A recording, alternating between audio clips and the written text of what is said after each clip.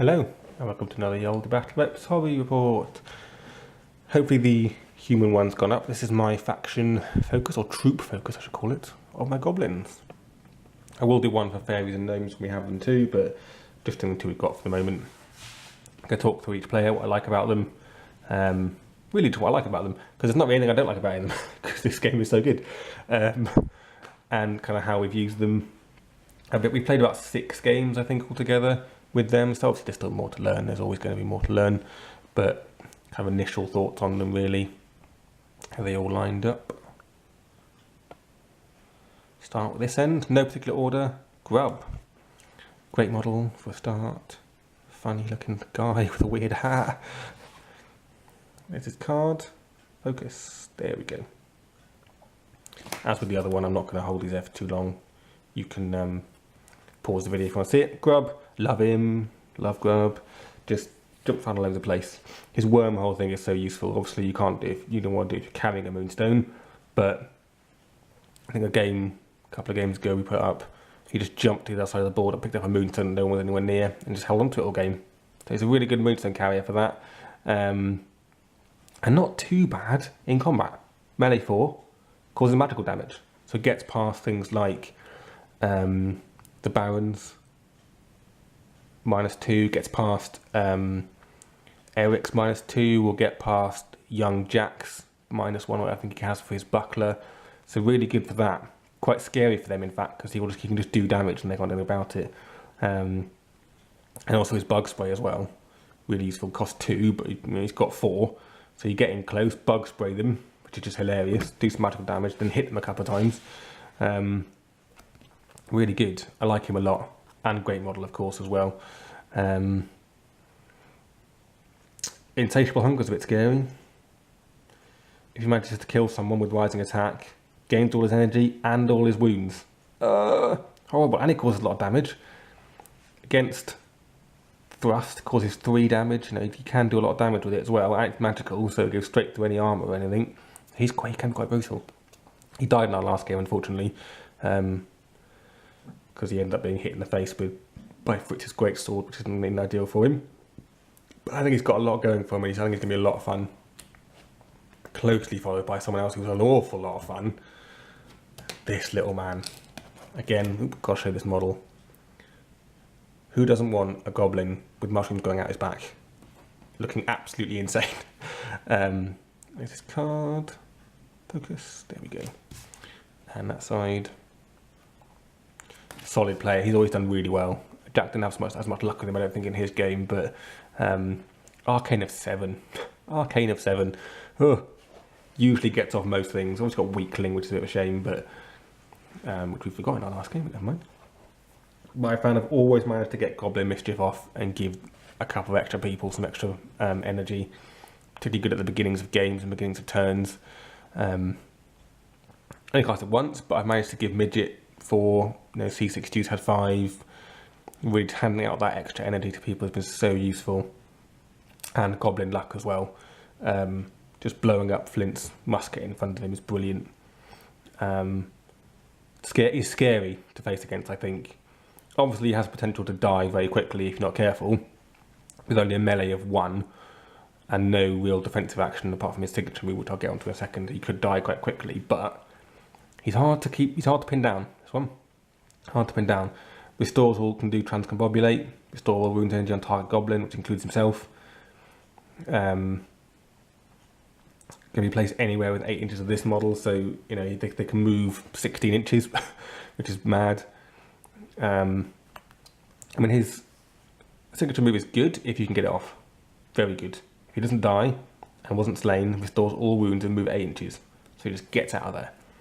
So potentially, the potential to be a good Moonstone carrier, but you also want him to be able to get near your men, well, your goblins. So it could be a risk, him being the Moonstone carrier, he could get stuck. Obviously he hasn't got any healing for a wizard, so there's a risk there, but definitely amazing. When I've used him a couple of times, he's been brilliant. I don't think Jack had quite the luck with him that I did, but he was using him for the first time, so it's not surprising. You probably could have used him better, basically, but still, good fun, good fun. Next one, Beaky. I think probably an auto include in any goblins. nothing else, because he heals.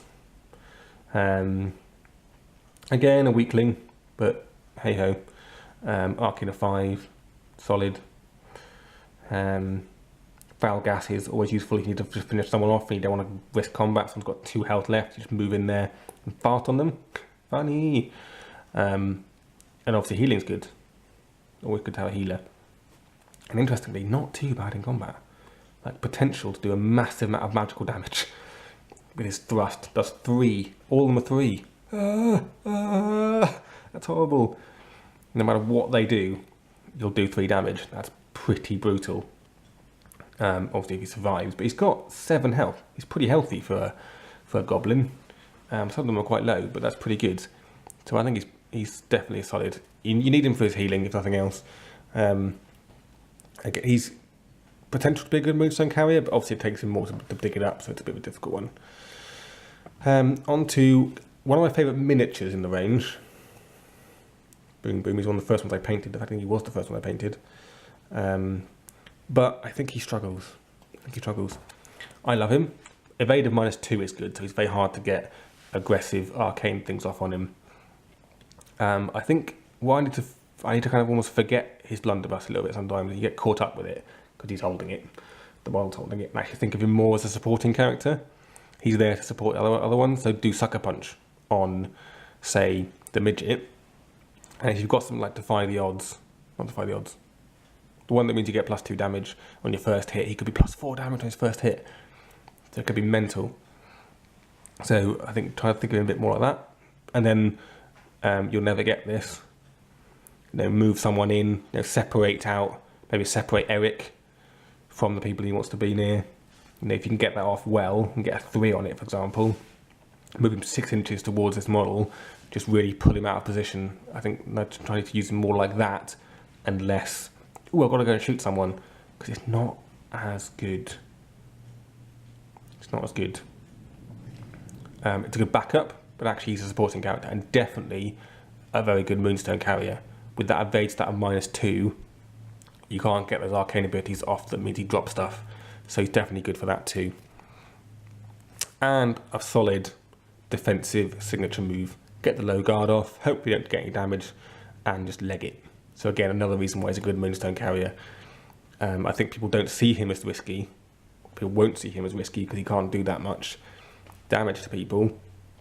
But he can get out of there quite quickly, and he can hold 4 energy. So even with a Moonstone, he can move 2 and then just step 4 and move 6 inches and just really get out of there. So I think he's got potential, but not easy to start with. Doug, who doesn't want a goblin riding a pug? Pretty solid. Only goblin with no evade stat, which is not surprising. That side. And oops, that side. I like him. 3-inch melee is always going to be good. If he deals can't slicing damage particularly, but reduced impact and piercing damage is always good. His digger thing is interesting. I haven't actually used it before. I don't think I've ever used it. Probably should. Takes a half action. Flip an arcane card and reduce it by that. Gets a catastrophe. All models in the pulse suffer 2 damage, so potentially useful if you're not. Foul gas is always useful. Charge always useful. Arcane of 0, he hasn't got any arcane stats, but just a solid, I'm going to sit 3 inches away from you and poke you with my big stick. Or if you want to get closer up, my dog's going to bite your ankles off. So I think it's a solid choice, again, and I think he's good. He's good. That 3-inch, he's really all about the 3-inch melee. Potentially to be a good Moonstone carrier with digger, and he can get in quite well. With charge, he can get in quite well. To get damage as well, +2 damage on that first melee attack, so he could be quite good finishing people off. What I think the mistake that both me and Jack have made with him, look at him, he's a big model with armor and everything, he'll be fine. I'll charge him in there by himself and he just gets killed. He doesn't really have a lot of defensive stuff. All the enemy's got to do is do slicing damage, and his shield does nothing. So you need to try and think of him a bit more. He needs a bit of support, or just be a bit careful with him. I think both of us have made the mistake of moving him right in there early on. He gets killed. C6 Stew. Oops, pin the camera around. C6 Stew next. I love C6 Stew. Love the model. Who doesn't want a pissed goblin in your team? Again, 3-inch melee. Really useful 3-inch melee. Solid 4 melee stat, which is good, you know, up to 6 if he's the one going, it's the attacker. So, and Harpoon is horrible. Piercing damage +2. Oof. Oof. And also Rough Tides and Seasick are really good. Seasick definitely use Seasick. I've used Seasick before. Just models losing energy. It's always going to be a good thing. And his signature is pretty horrible if you can get a thrust off on someone. And you hit them with this. 6 damage. And that doesn't include if he's maybe got Sucker Punch from Boom Boom. That'd be 8 damage you'd do in 1 hit. Horrible. Horrible thing to be doing. If you're hitting them against a thrust, hitting against a falling swing, it's still 5 damage. Hitting them against a rising attack, it's 5 damage. It's bad. It's good. I think I've killed some with it before. Can't remember who I killed with it. But definitely, I think a solid player. Good Moonstone carrier because he can just sit 3 inches off you and just poke you with a stick, or push you away from him as well to get you out of the way, and then leg it. 4 energy, 7 health, pretty solid. And he's got a bit of supporting stuff too. Bawdy Jokes gives his fellow goblins 1 energy. So again, a good thing with Shabaroon, do Goblin Mischief, then get him off, and suddenly Vicious Midget's got 5 energy. Horrible. So, like him. And last of all, who doesn't like a midget in full golden plate armor? I don't know why I did gold, really. I think I wanted to do something, I wanted him to look really special. I love the model. He's one of the reasons I went for this. I backed this on Kickstarter in the first place. Oops, his bit of grass is bent over. Because I just like the idea of a little midget in full plate armour. It's brilliant. And he's vicious. He's a vicious little bastard. He really is. Definitely your go in there and kill stuff character. Only 1-inch melee, but that's to be expected. You know, he's hard to kill with -2. Gets non-magical. Vicious is horrible. He does struggle, as we've seen, against things like Fritz or the Baron potentially, but he will kill Eric, no problem. He will kill Flintlock, no problem. He will kill the Friar, no problem. And yeah, okay, he's got -1 damage against Falling Swing. Using Falling Swing, just never use Falling Swing. Just use something else. Can't wait to get my Giant in. Gonna put him next to a Giant, definitely. +2 melee if he's a Giant within 4 inches. Let's just stick him and a Giant together. They can walk around together with a Giant and give him +2 melee. If he's an attacker, he's got a melee of 9. That is horrible. Melee of 9. That is horrible. Where do you come from? Seems like it could be good, but the problem with where they come from is it uses 2 energy. That could be good. But it's a lot of energy.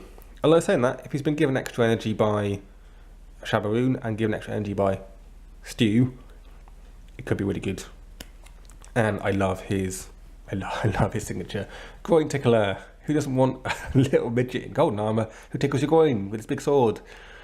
Deals a lot of damage. Really good against the Baron, this one. Or Eric.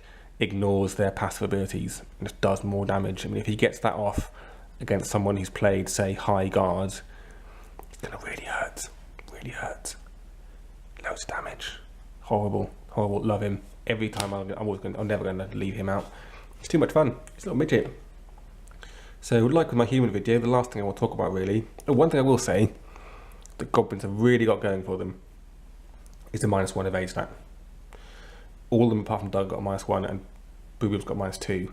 It makes it so much harder for Flintlock to shoot them. So much harder for the Baron to shoot them. So much harder to get those arcane abilities off. If you're sitting behind a bit of cover as well, it's suddenly -2. And for a lot of people, that's going to end up drawing just 1 card. It makes it really hard. I think overall with the Goblins, which I didn't talk about when I did my humans video, but I'm going to talk about it now anyway. They don't have quite the same level of synergy, I think, as the humans. Or if they don't have it, it appears they don't have it. I think they do have quite a lot of synergy. If you get Shabaroon in the right place doing Goblin Mischief, if you get Boom Boom in the right place doing Sucker Punch, C6 Stew in the right place doing bawdy jokes, you can really help each other out. There's a risk, I think, with this team, this troupe I should say, thinking that they're much more independent in their actions, unlike humans where you need Eric near the Baron and Flintlock, when you need Agatha near Flintlock and Fritz. You think, oh, I don't really need, Doug can go off by himself, he doesn't need anyone else, Bridget doesn't need anyone else. Actually, yes, the midget can act quite independently, but put him near Stew, who gives him 1 extra energy, put him near Boom Boom, who can give him +2 damage, put him near Shabaroon, gives him +1 energy. Suddenly you've got a midget with a melee of 5, possibly, especially if he's near a giant, a melee of 7 or 9 if he's attacker, with +2 damage on his first hit and 5 energy, and he gets energy back every time. That is horrible. So you can really build up those plays. But you have also got characters who can, like Grub, go off and get a Moonstone that's really far away. You can have Beaky dodging around at the back, healing wounds, and just making a nuisance of himself. So they've got a bit of both. In our games, I think they're still quite strong. Talking to Tom about it, he thinks that they're often perceived as one of the weaker teams, but actually I think they've still got a lot going for them. And there is something going for them that they can act more independently. They don't necessarily rely on each other, and that can be a bonus. I apologise for my boiler suddenly starting up for no reason right at the end of this video, which is a bit annoying. The last thing is the models. I'm going to take photos of the models. Maybe Jack can put those up at the end, because again, like I said with my human ones, some of my favourite models ever to paint. The simplicity of them, but effectiveness. Stew. It's a drunk pirate with a cloak on, a hat, and a beer in his hand. That's all you need. Vicious Midget, the little guy in golden armour with a sword. That's it. Nothing that's not needed on it. But very, very effective. Love these models a lot. Okay. Gonna pan up to that. Again, gotta say, artwork is amazing. Artwork is amazing. Thanks a lot for watching, and see you next time.